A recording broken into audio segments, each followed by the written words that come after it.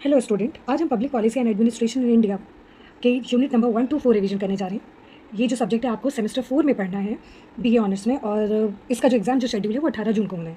तो हम फटाफट से रिवीजन करते हैं यूनिट नंबर 1 to 4। इसमें जो सबसे पहले है कि पब्लिक पॉलिसी का मीनिंग क्या होता है। तो government actions to solve public problem achieve societal goals.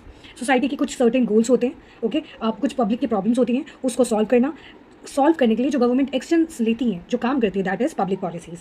Policy made for public welfare, right. That is ये तो आपको शब्दों से ही पता चलता है कि पब्लिक पॉलिसीज़ जो है वो पब्लिक वेलफेयर के लिए बनाया जाता है। इसमें अगर ये क्वेश्चन आ जाता है तो ज़्यादातर मार्क्स ये नहीं होते हैं अगर हमको कुछ आप फेमस थिंकर्स के डेफिनेशंस लिख पाएँ। तो आपका जो जैसे थॉमस आर डाई कहते हैं कि whatever government choose to do और नॉट टू डू, जो सरकार है जो भी करने का सोचती है, चयन करती है, जो नहीं करती है, that is all comes under public policies. फिर जो सेकंड थिंकर्स है हमारे रॉबर्ट आई स्टोन्स, वो कहते हैं relations of government unit to their environment. तो ये रिलेशनशिप बताते हैं कि public policies are the relation between two units which are one is government and their environment. Richard Rose कहते हैं कि अ कोर्स और अ पैटर्न ऑफ एक्टिविटी, कि एक कोर्स होता है, एक सर्टेन पैटर्न्स होते हैं कुछ एक्टिविटीज़ की, और कौन सी एक्टिविटीज़, ये वो एक्टिविटीज़ होती हैं जो कि पब्लिक वेलफेयर के लिए की जाती हैं। इसके बाद कार्ल जे फेड्रिक है, very very important thinkers under the public policy concept, that is Carl J Friedrich कहते हैं कि a proposed course of actions to achieve specific goal, कि कुछ कोर्स ऑफ एक्शंस होते हैं जो कि कुछ स्पेसिफिक गोल्स को अचीव करने के लिए परफॉर्म किए जाते हैं, राइट। अब फटाफट से देख लेते हैं कैरेक्टरिस्टिक्स ऑफ पब्लिक पॉलिसीज। तो कैरेक्टरिस्टिक में ये गोल ओरिएंटेड होते हैं, गवर्नमेंट इसमें एक्शंस लेती है, और क्योंकि गवर्नमेंट एक्शंस लेती हैं ये लीगली ऑथराइज्ड होता है।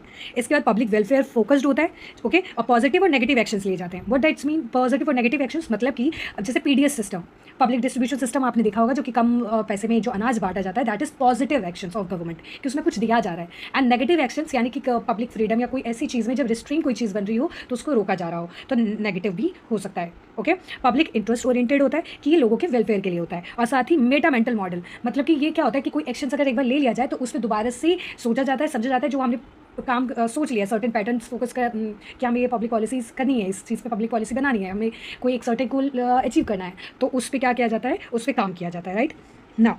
अब आते हैं टाइप्स ऑफ पब्लिक पॉलिसीज़, जो कि आपके यूनिट 2 के अंदर है। तो टाइप्स ऑफ पब्लिक पॉलिसीज़ में बहुत तरह की पब्लिक पॉलिसीज़ बनाई जाती है। जैसे एक होती है डिस्ट्रीब्यूटिव पॉलिसीज़, यानी कि लाइक कोई सर्टेन जो हमारे रिसोर्सेज होते हैं उनको डिस्ट्रीब्यूट करने का काम करती है, ताकि लोगों का लैक ऑफ रिसोर्सेज की वजह से हार्म ना हो, ठीक है। कैपिटलाइजेशन पॉलिसीज़ होती है, जैसे बैंकिंग का या फिर किसी ऐसे गवर्नमेंट जो चल रही कंपनी का, उसको क्या कैपिटलाइज करना, कैपिटलिस्ट इकोनॉमी बनाना, ठीक है। तो वो पॉलिसीज़ ताकि जो मार्केट है वो अच्छे से चल पाए।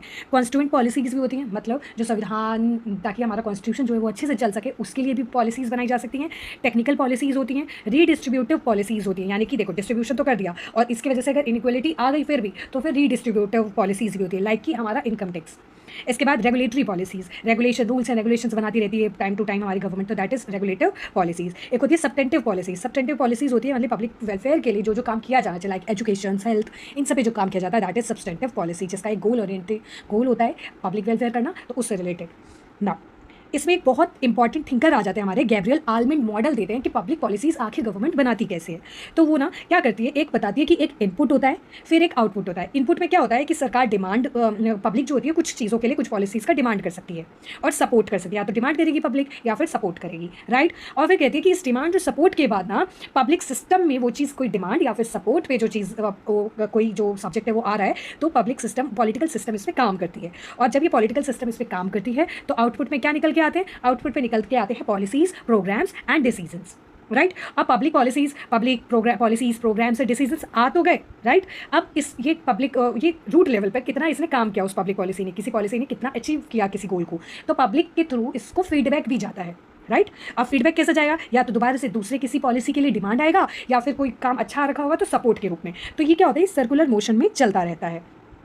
अब इसके बाद डेविड ईस्टन एक ब्लैक बॉक्स मॉडल देते हैं। ब्लैक बॉक्स मॉडल क्या है, ब्लैक बॉक्स वो कहते हैं पॉलिटिकल सिस्टम को, कि मतलब कि पब्लिक क्या करती है, पब्लिक का तो 2 रोल है, कि यानी पब्लिक पॉलिसीज आने के बाद उसको डिमांड करना, दूसरे किसी पॉलिसी का डिमांड करना, या उसी को सपोर्ट करना। बट उस डिमांड और सपोर्ट के बेसिस पे जो गवर्नमेंट जिस तरीके से प्रोसेस करती है, तो वो होती है ब्लैक बॉक्स, जो सिस्टम के अंदर जो काम किया जाता है, जो पॉलिसीज जिस तरीके से फॉर्मुलेट की जाती है, कैसे इंप्लीमेंटेशन होता है, ये सब जो प्रोसेस होता है, that comes under black box, ठीक है। तो जो गैब्रियल आलमंड बहुत ही अच्छा मॉडल देते हैं इसमें। इसके बाद वेरियस पॉलिसीज मॉडल्स। अब पब्लिक पॉलिसीज क्या होती है, सिस्टम मॉडल हो गया, इंक्रीमेंटल मॉडल हो गया, rational model, group model, institutional model, that's all. अब आते हैं हम public policy process in India.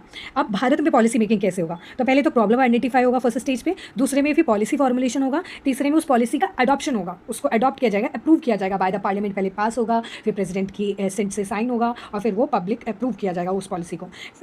फिर जो हमारे एग्जीक्यूटिव प्लान जो होते हैं, फिर जो उस पॉलिसी का इंप्लीमेंटेशन होगा और फिर उसका पॉलिसी का ग्रास रूट लेवल पे उस पॉलिसी ने कितना गोल अचीव किया या कितना नहीं किया, क्या कमियां रह गई, उसका फिर इवैल्यूएशन होता है, राइट।